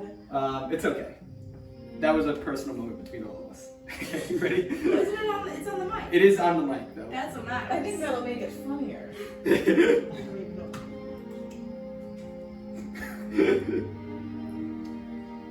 Here we're going to cover a range of topics that couldn't fit elsewhere in the presentation. So it's going to get a little jumpy. We're going to cover some stuff that feels like you know, that last part was just all very structured, like Yeah, building up. yeah. This is not building up. Okay, It's just a bunch sweet. of topics. So, how would you make a boy-girl social web app? It's actually pretty easy. Just take that, do that. You just turn some of them into boys. Because you can model these things for boys, it's just you didn't have to, right? For the male social hierarchy, it was simple enough to summarize it in a triangle. But once you add girls into the mix, you actually have to get everybody's trust rating, their value, what's up? So you're saying that when you add voices to the network, they have the same trust considerations that girls have? Okay. You're actually right, Aaron. This is kind of a flaw here. I really should have, you can model it for boys, but the thing is, they don't always have the same trust consideration. Emotionally complicated boys, yeah, obviously, but most boys aren't that emotionally complicated. Don't think about these things, just have the same trust rating for everyone, right? The same level they open up to everyone, which is usually not that much. I was gonna say, for boys / mixed group of people, could you so say if it's like a group of mainly dudes or just all dudes, it's like the triangle is like the 80% of what makes the friend group, but then in the behind the scenes it's like Yeah. 20% this. Yeah. So basically, in this situation, you've got what happens here is the boys are always organizing themselves into the pyramid, right? Like when the boys, even when they're in a group of mixed men and women, they still act according to this hierarchy. What happens if the focus friend is also the alpha? More on that later. So really, to make a perfect model, I would need to use 3D, and I tried to construct a 3D model in Minecraft. It didn't look good. I tried to make one using arts and crafts, but I suck, so I couldn't get it done. So you will have to just satisfy yourselves with this for now. It's just literally I would use the male social hierarchy as the foundation, and then put the girls sort of on sticks in the air, hovering above and around it. And especially because it really gets to that feeling that boys have when it's we had everything structured and ordered, it was very clear, but now that girls are here, we have emotional situations pulling us in different directions that we didn't have to deal with before. That's really what girls do. They add a whole third dimension to social life. Okay, this is a totally different topic. Resisting the FF. I alluded to it earlier, but FFs are often extremely controversial figures that some members of the network socially oppose.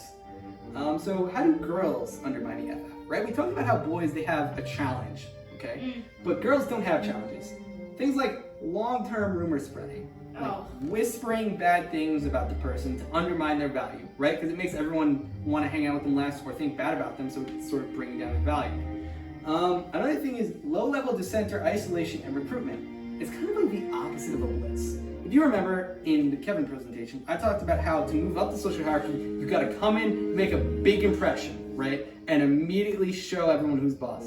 Girls, the exact opposite, okay?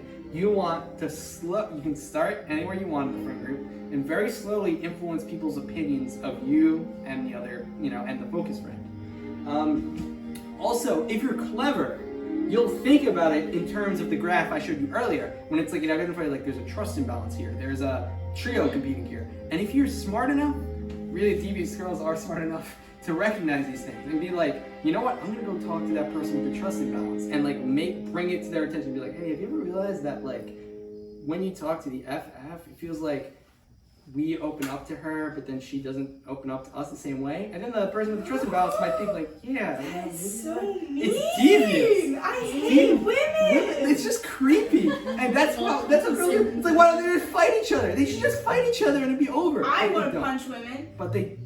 But they don't. And it creates these like creepy rumors and like manipulative conversations, makes everyone uncomfortable, bad feeling. And the last one is emotional manipulation through blame shifting. This is probably one of the most direct offensive weapons you can deploy. Basically,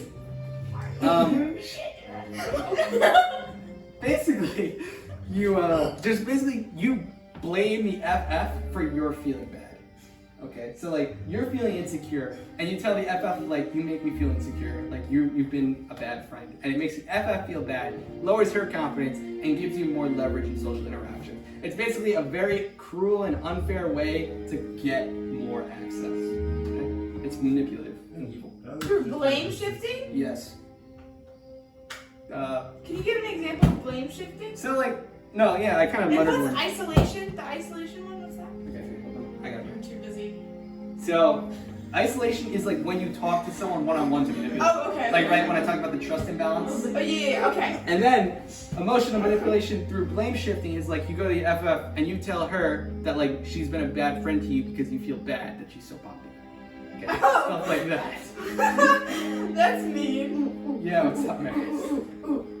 I was resisting the FF in high school. Yeah. I was. Yes. No, it's all good. I wasn't. No. Safe space. But I never went up to her because she was mean to me first. So how does that play? It was not. There was no anger for popularity. It was a mean. Yeah. No. Like okay. She was Theoretically, I don't- what I did. I no, was- it's I okay. was like that. I don't care What I anymore. did was like I wrote this as if I was like, how would I oppose the FF? Like if I was someone who didn't like the FF and wanted to undermine their power socially, what would I do? And I thought of these things. So the FF is completely, they can't do anything about this? No, of course not. We'll get to what they can do. But like I already mentioned very specifically, they have market power, right? They have market power to control their supply of access. So what you could do, one of the most obvious things to do would be to just stop hanging out with that person. And that person will freak out and realize they've caused too much drama. But what if the FF is also the peacemaker?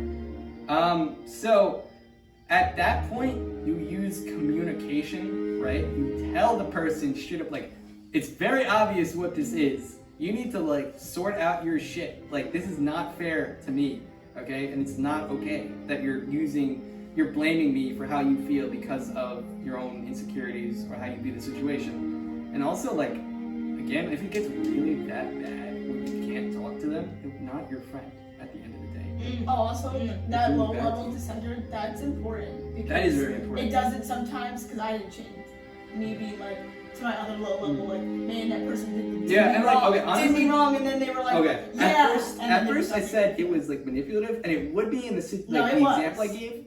But also, like, there I are know, it's not legitimate very nice reasons you sometimes. should be like, if you realize somebody is a bully, right? Who's like in charge of everyone, you can, fair enough, do it. Like you talk about like, yo, this person's like clearly a bully. She doesn't care about it. She makes us do things we don't want to do. This is not fair, right? And like, okay, boys still condemn that because it feels like you're hiding from the problem. But I mean, I guess if that's the only way you can solve the situation, or if you at least need more people to confront the problem, then yeah, you should talk to them about it. I like this side. This way. I like this one because I was definitely mean. Yeah, I was this is mean-ish. this is I like would say I this wasn't is fun. as This is cruel as this like hypothetical woman. yeah. It definitely was cool. It's I liked social it. social warfare. Yeah, I like that one. I'm on the other end. Oh no. All of my female relationships in high school and middle school, that happened to me. Wait. You had friends in high school? Yeah. I Was it did. you didn't date? Yeah, was it didn't Yeah, that's why I don't call my friends anymore. really? Yeah. Oh, it's true.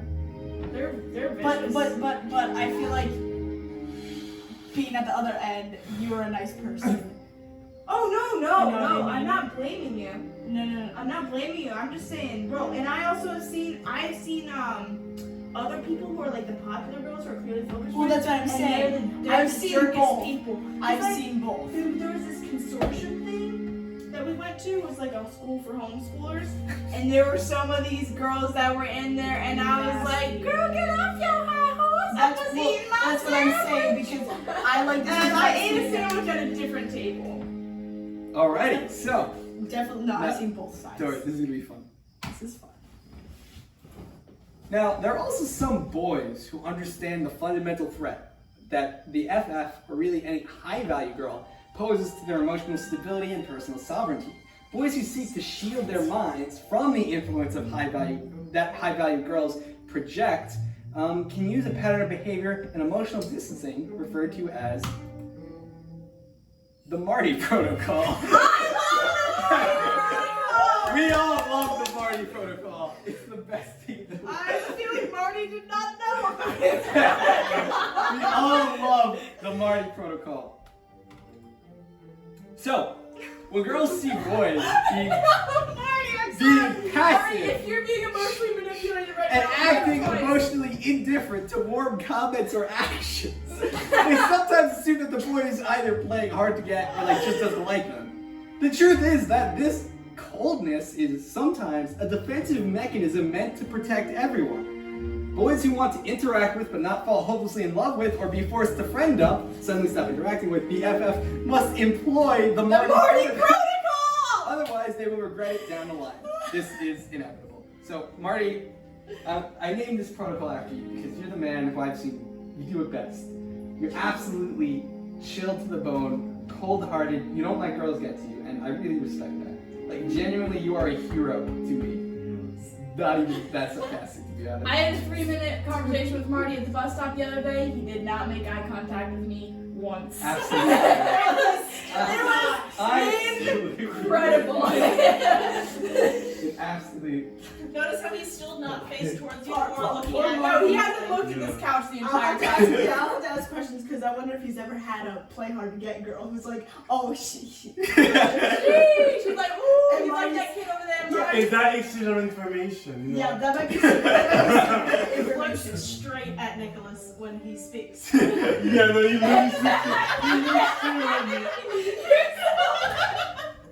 you looked straight at me and I was like, oh, he looked. I respect it. I love the Marty Protocol. Yeah, no, the Marty Protocol is like the eternal tool that boys Yeah, I was really gonna use. say. And boys who play fast and listen to the Marty Protocol, they get burned.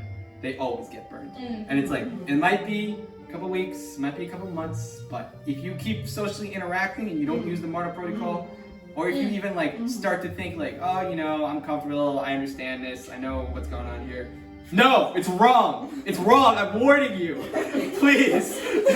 I'm begging you. You'll get hurt. You'll get hurt and you'll hurt your The relationship. camera's off. The speaker's on. No, I put the camera on. Oh, you did? Camera's on. No, Camera's most definitely it's a on. different thing. Okay. It's inevitable, please. I love the Marty Protocol. Marty Protocol. Mr. MP. It's important. This goes out for to you, friendship. man. It's important. I got a honestly, my heart like skipped a beat when he pointed at me. Okay, next slide. Alright, one more thing. One more concept. I just, please tell me I put a cat slide in here. Nope, okay. What would happen if the alpha of the boys was a girl? This actually happens all the time. It's not actually that weird. But what if that girl also happened to be the FF? Pluto. This is something I call Chaos. the Ella.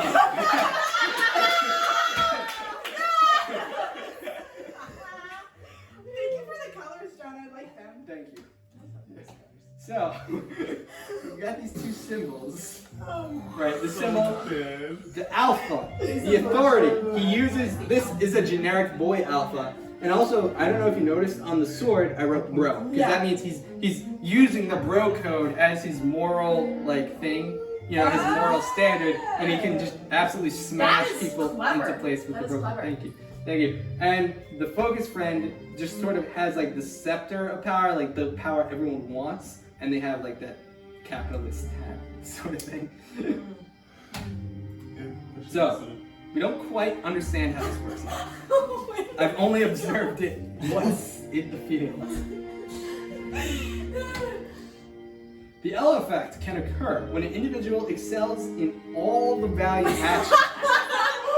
So, like, if it's a girl, they're obviously good at the girl things, but then they also somehow are physically strong and have proficiency and competence in the things you normally do. Okay? Now, this person would also have to retain close friends who are both boys and girls, to be the alpha and the focus friend. And they would also need to defy every stereotype of both categories while simultaneously engaging in stereotypical activities of both groups. So, for example, they need to not be super fragile and emotional, but also they need to enjoy having tea parties, right? Like, literally. And or vice versa, they need to be, you know, super, like, they need to also be able to enjoy more things. Like, they need to like playing sports, they need to like maybe playing video games or just broing out. Like, they should be able to do both things, but not be able to pin them down with the same stereotypes. Okay? So this is the example of the L I drew up. It is beautiful, John. I So, love the cross. There's a lot of Please symbolism. print that out. There's a lot of I will use my RA money to print that out. So this is just an example. I can't see this well. That needs to be your profile. This is an example. In your profile. Right? So this is a very specific one. This Ella has the sword, but they enforce a sort of actual like Christian virtuosity morality on Rather Franklin. than bro code. Rather than bro code. Yeah. Yeah. Okay. So they've also the scepter is like even more ultra super valuable because the little blues and stuff, it's supposed to represent that like now we're talking about boys too, like boys are seeing these and becoming attracted to it. And also the crown, we've got another symbol of the FF, I just made it look fancier. And then we've got the alpha gem inside the cross. Oh, she looks good! And then we've got a little blue bauble on the top, again representing the boys' social hierarchy with a cross on top. That is so good, John. Thank you. You literally need to make that your profile. John, I love it. Thank you. Every single social media. Okay, so the Ella would have the burden and privilege of immense power. The market power of the FF combined with a sheer group-defining control of an alpha. She would also be responsible for leading all of her loyal friends, and she'd be vulnerable to ridiculous levels of drama caused by people just reacting weirdly to her existence. But if anyone can handle it, it would be her, and she doesn't have to do it alone. It's sappy.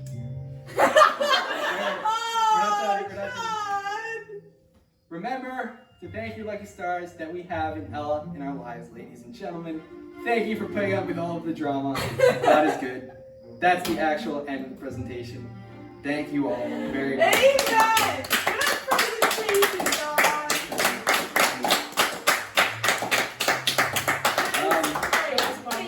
Thank you, John. You're welcome. Give me some.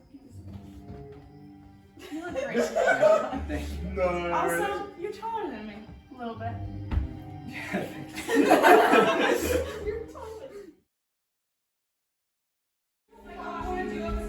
Yeah, I don't waste your food though. Can we get popcorn?